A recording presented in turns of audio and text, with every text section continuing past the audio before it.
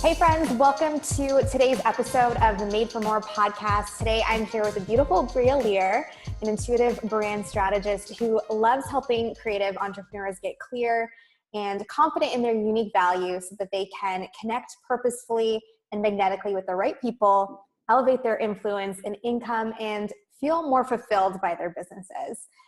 Bria and I actually met, I'd say probably like a year ago maybe, inside of a Facebook group, and sort of just became instant business BFFs after just one Skype chat. And after a few conversations, we quickly learned we make up for each other's weaknesses, which makes for a really awesome relationship. So I'm so excited to introduce you to Bria today. Welcome to the show, Bria. Hi, everyone. Thanks so much, Shannon. Oh my gosh, I'm so excited. It's true. We're total instant BFFs. I know. I remember seeing one of your posts. I don't remember what group it was, but I so resonated with it. And I remember doing a little social media stalking after. I'm like, oh, she's a fellow Canadian. I've got to reach out to her. So it was meant to be. So why don't we, dive in? I mean, like, you have a really quite an interesting story, and you've grown immensely from it. So why don't you let everyone in on sort of, who you are, what you're up to, and how you got here? Yeah, sure. So my entrepreneurial journey was slightly accidental. I've been working actually in the fashion industry, which is what my background is in, for a while. I just had such a horrible working experience that it completely turned me off of having a boss and the entire industry in general. And I thought it would be a great idea to quit my job, full stop, and launch my own digital lifestyle magazine. So I did. 3 months, got that up and running, and started doing monthly issues. And I actually ran that for about a year and a half on my own. I think at one point I had like 6 interns hanging out in my living room, like in our pajamas and sweatpants to make that happen. And that's really where I kind of dipped my toes into that entrepreneurial world. However, it just wasn't a sustainable business for me on my own. And it really ended up burning me out. So after that year and a half mark, I had to close the doors on that brand that I'd built up and basically take about 3 months off before kind of transitioning into my next business and my current brand, Digital Darlings Creative, where I started teaching Photoshop for people in marketing and small business owners so that they could market themselves more beautifully online and really kind of elevate their work. That's awesome. Yeah. And you're having a skill in Photoshop. I envy you because that's no easy thing. And now from going from that place of helping people with their visual brand to what you do today, how did you kind of shift into being like an intuitive brand strategist, and what kind of drew you to serving in that way? Yeah, I'm so glad you asked that because it was kind of funny. It was a seamless, but sort of a long time coming transition where I'd actually never planned on only offering Photoshop. But I kept putting off the branding aspect and like the business positioning because I was just getting wrapped up in design clients, and I was basically letting myself be blown wherever the wind wanted to blow me versus really focusing on that end goal and that path. And after working with a lot of design clients, developing their brand, I really remembered where my expertise and passion was, my zone of genius, I guess, so to say, which is really connecting the dots between who someone is, what their brand is all about, and how to communicate that in the market to the right people. So once I realized that, and I was like, I don't want to be known for Photoshop, and I don't want to be known for design work. And I actually realized that standing in the middle of the Adobe Max conference in San Diego as I was about to step on a stage and teach people Photoshop. And it hit me like a bit of a lightning bolt. Like, what are you doing? Why are you not offering these things that are really your zone of genius and your passion? So that's how this new kind of branch or focus of Digital Darlings came to be. And that's what I'm super excited to be offering right now and really focusing all my energy on. Amazing. I feel like that little lightning bolt was kind of like a made for more moment because you're like, I meant to do bigger things. That's awesome. I love that. So, today we're talking about the power of brand positioning. And, first of all, I feel like this is something that entrepreneurs tend to overcomplicate. Like, would you agree with that? Yeah, I think they either tend to overcomplicate it or miss it completely. I think in your first kind of 1 to 3 years of business, I mean, just like I did, it's super easy to get lost in the shuffle, get shiny object syndrome, and just follow whatever is the hot thing at the moment, or what you see people who have a similar success to what you would like to experience doing. And you can really end up not being strategic in how you position your business and what message you're sharing with the world. But it can be something that people overcomplicate and almost try too hard to be or position themselves how they think they should be positioned based on how other successful people in their industry are doing it. Yeah, I would agree. And I feel like it's, the whole process of developing your brand and building a brand presence and just positioning that is supposed to be, a fun process. But sometimes I think, well, I know myself included, have gotten caught up in the creative process where you start to, second guess yourself and you never really choose a direction or commit to a certain path. So, I mean, what would you say are some of like the biggest pitfalls that entrepreneurs face around positioning their brand in a unique way? Like I remember you were a guest on our follow through fix earlier this year, and you talked about something that I loved, and it was kind of like, are you on team paralysis or team imitation? So would you say that those are kind of, some paths that a lot of entrepreneurs go down, or that's kind of their biggest pitfall around, or maybe at the beginning of starting to position their brand? Oh, definitely. Yeah. I mean, regardless of what stage you're at in business, but even more so when you're in those first kind of 3 years where you're really trying to figure out where you're going and where you fit into the market, paralysis and imitation are huge in stopping people from really getting clear and focused in where they stand out. I think paralysis can manifest really easily in like self-doubt, kind of looking to what everyone else is doing and then feeling completely, obviously paralyzed by that. And that one's like it's more obvious, I think, because when you're not doing anything, when you're spending like all your afternoon on Netflix feeling guilty that you haven't moved any of your ideas forward. Whereas imitation can be a lot sneakier and trickier to spot. It's kind of one of those things where, yes, you've been looking at what other people are doing, and you might even get obsessive about analyzing like, okay, she's done this on her homepage, and then this is what she's offering in her program, and this is what she's posting on social media in her launch. So I need to make sure I do X, Y, and Z the exact same way if I want to experience that success. But what that often does is drive you towards that person's version of success and not your own. So people get really wrapped up in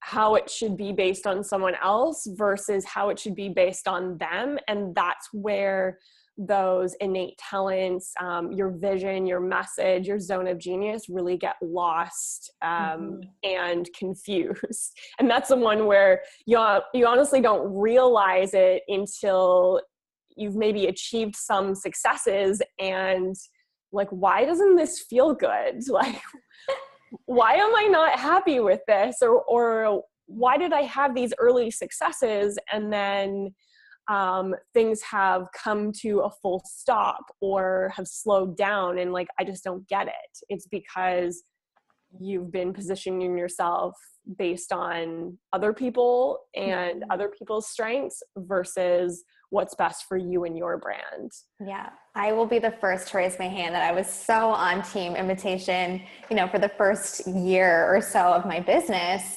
And, sometimes I think you're sometimes too close to your own stuff and you don't realize it. So it's funny that you mentioned that you don't really realize it until you are, already a few successes in. And, the same thing sort of happened to me where I was like, why don't I feel joy doing this? And I had to really like completely disconnect to realign because I was clearly not in alignment with myself and my own authenticity. So it's crazy. It's a crazy thing in entrepreneurship. And I think that, probably everybody goes through it. Oh yeah, completely. I think everyone at some point in their entrepreneurial journey hits both of those roadblocks. And sometimes, you're flip-flopping between them for a while before you really get that realization or take the action to change it. I think for like positioning and branding, a lot of people view branding as like, oh, it's a logo and a website. Like they really see the visual, more tangible aspects, but there's so much more that goes underneath that gives you that strong foundation. And it's not the easy stuff.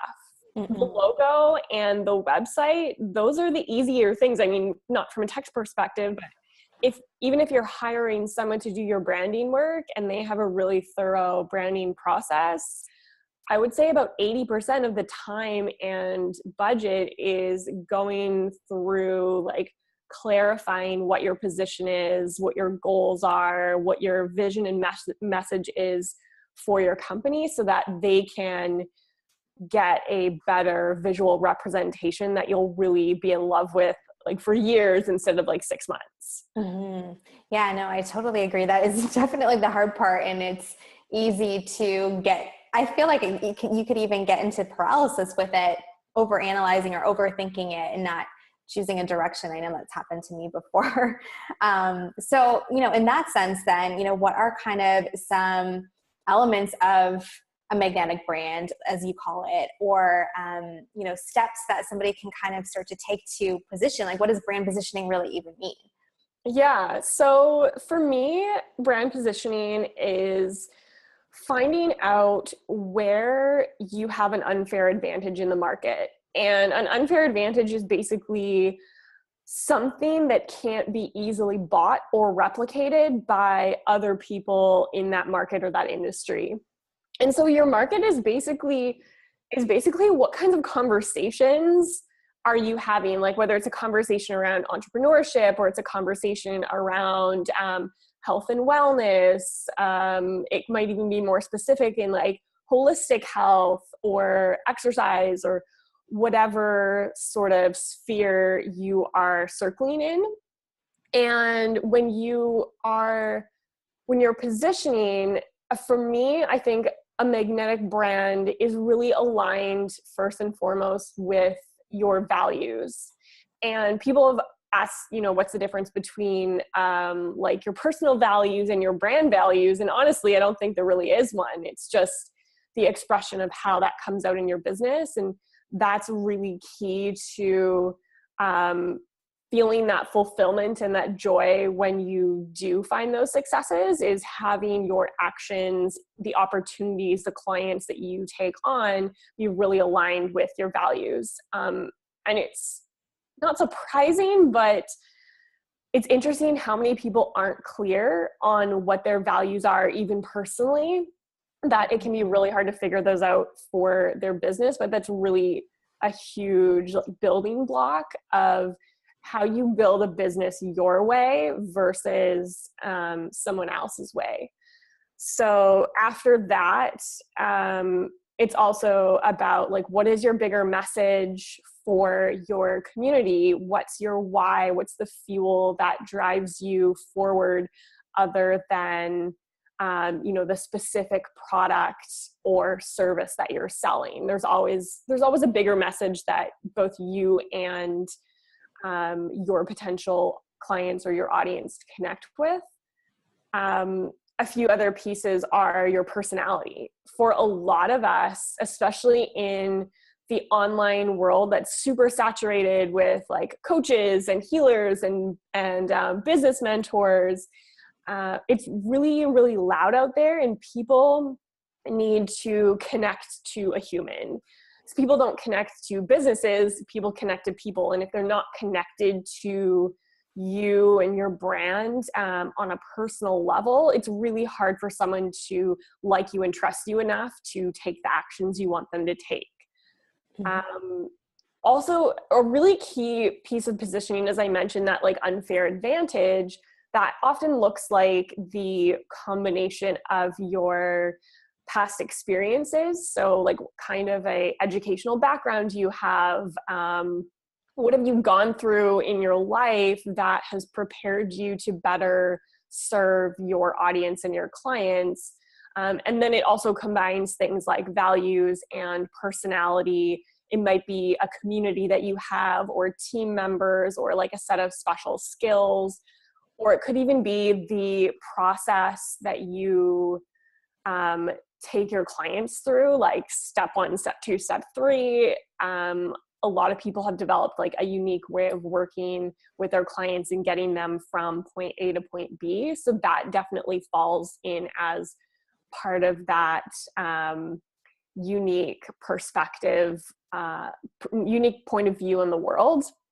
And then finally, there's also your, I guess, like visual and verbal style. So your aesthetic, like how do you show up visually? What kind of colors are you using? How do your visuals make people feel? Because that's the first thing that people are attracted to. And then along that, with that, signature style is how you communicate, how you speak to people, what kind of language you're using, and the types of words, the way you say it, the tone of voice, that really makes a huge difference in how people connect to you and your personality as well. I love that. Oh my gosh, like that was golden. So many good nuggets in there. And I think 2 things for me really stuck out. Like one being the personality. I know we've talked about this before on just, some of our Skype conversations of, even with a social platform like Instagram, how it's sometimes when you have a service-based business, it's really hard to showcase, your brand visually. And I know that's been a struggle for me. And one of the things that I think you called me out on it was, hey, well, I know a lot about your business, Shannan, and like, you're really great at communicating that, but I don't know as much about who you are, who's the girl behind the business. So I think that being able to kind of bring in visuals of your favorite, coffee shops and, places that you love to travel, and kind of your core things that make you who you are, and how you can kind of bring that human side to your business is super important. And it's like, it has the same effect that I think video or hearing someone's voice does on being able to connect with somebody. So that was a big thing.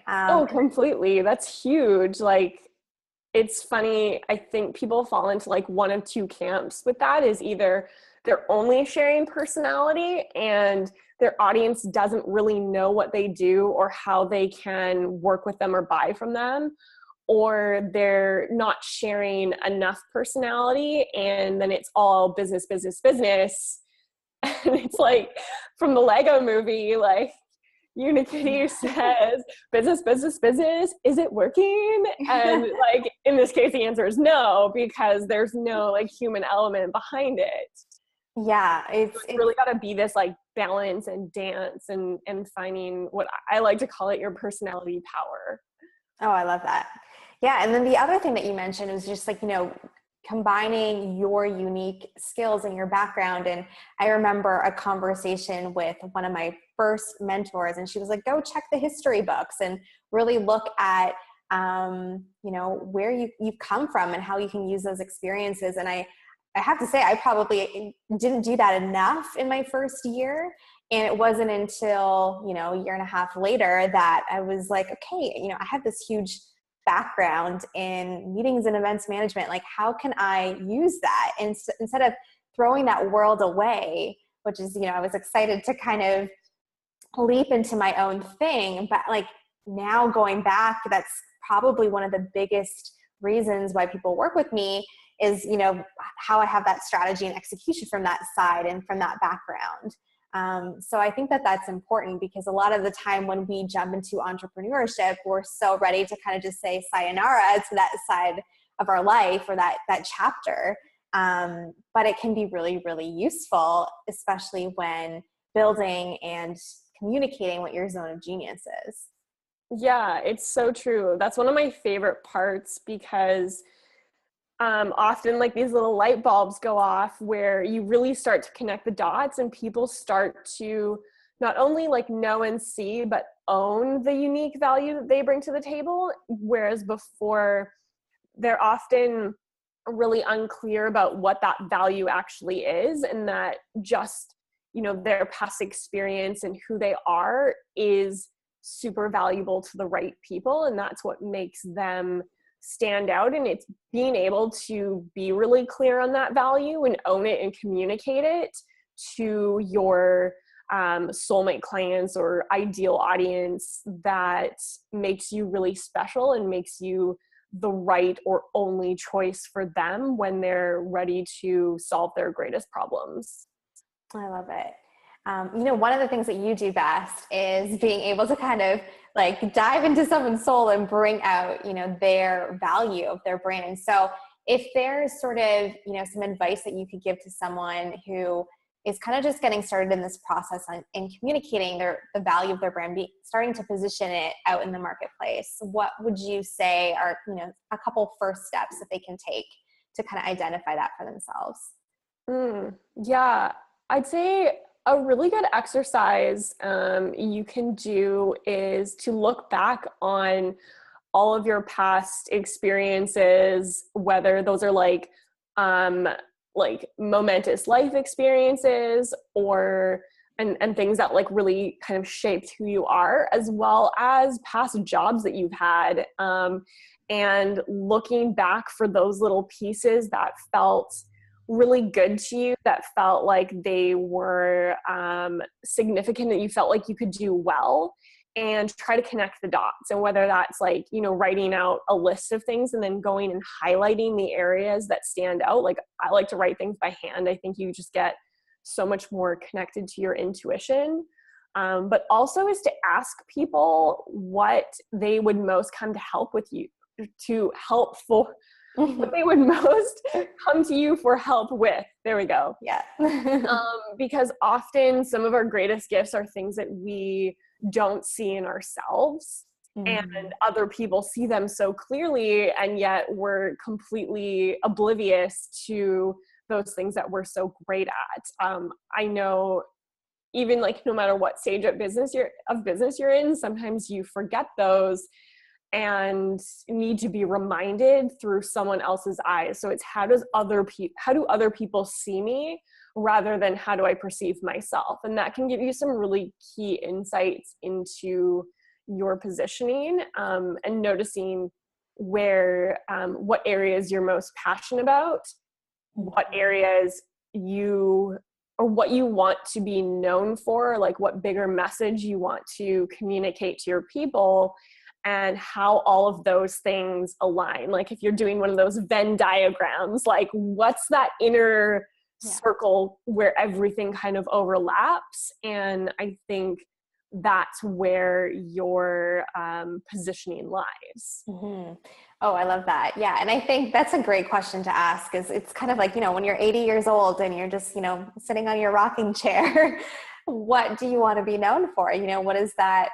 How would you love someone to kind of, sum up your life and your life's work really? So I think that's a really fun question to really dive into. I'd be interested to hear, everyone's answers to those after the show. But, another thing that I wanted to mention is just kind of giving yourself that space to really feel into it and not rush the process. Because I think that, us entrepreneurs, we're such go-getters that we kind of, yes, we have to make decisions and keep moving forward. But to allow ourselves a space to kind of feel and to test and to tweak and be okay with switching gears if it's not something that is fitting really well. I'm so glad you mentioned that, because that's something, there's two things that I see a lot is people not giving themselves the time and the space to work through this. Like when you are figuring out the foundations of your brand and your business, your positioning, what you want to be known for, and who you help best, that takes time. It takes experimentation. It's not like the quick fix Band-Aid that gets you, a million clients really fast. It's the slow and sustainable, but really soulful solution. And I worked with a client, I think it was last year, and she just put it in such a good way. She's like, working with you was like a deep dive into my soul and the soul of my brand and finding the connection between those. Mm-hmm. And it's so true that entrepreneurship, I just posted something about this today, that it's less of a journey of learning new skills than it is about learning about yourself and who you are and how you show up in the world, and then being able to adapt skills to that. And that's how you become more successful and fulfilled, when you're like working with yourself and with your best strengths than against them. Mm-hmm. It's really important. And that's like the lifelong journey of the entrepreneur. Yes. Oh my God. I'm glad that you said that, because one of the things I always say to my clients too is like, entrepreneurship is probably the best personal development you can ever have for yourself. And if there's one thing I think that I wish I had done earlier on, is spend more time learning about who I am and what my personality really is and what do I want to bring through to my business, rather than dive so quickly into like the external strategy. So it's kind of like doing the internal before the external, and the internal is basically that foundation. Yes. And the external is kind of how you grow from it. So, oh my God, so good. I love this conversation. This is amazing. Oh, I know. Every time I talk to you, it's amazing. I love it. So many light bulbs. And I think one thing I was going to point out too with what you said, just to emphasize, is that when you do skip over those foundations, while it may seem like you're growing faster and farther, you're actually setting yourself up for a huge block down the road when you don't have those, you've grown, but you don't have that foundation in place. And it's like building a house on a crumbling foundation, and all of a sudden, like, your brand new hardwood floors are all cracked and you've got like cracks running up your walls because the foundation is shifting and changing. Mm-hmm.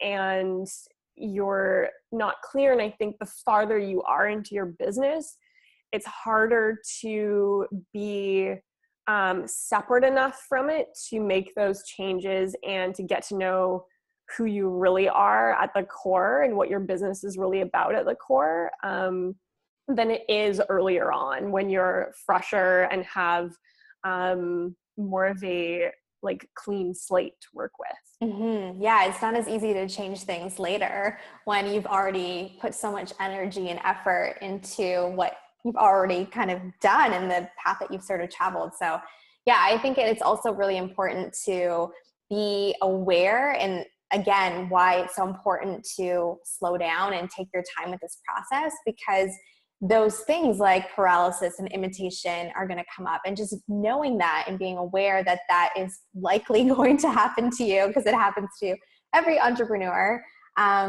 it's just all the more like another reason to really take your time with the process and give yourself grace and feel into it, and also talk to other people and don't stay in your own head. Like, I don't know what I would do if I didn't have, people like you, Bria, or like my other business BFFs who can see those things in me that I can't see for myself. So yeah, it's that whole like surrounding yourself with other people who are, going through the same stuff as you, whether that's, joining a mentorship or a mastermind or a course, or having, business besties where you can have like accountability calls and just like soul chats. It makes such a huge difference. And instead of trying to do it all on your own, and I think you can grow personally and professionally a lot faster when you have those people to help reflect back to you either like your strengths or also the weaknesses and places where you might be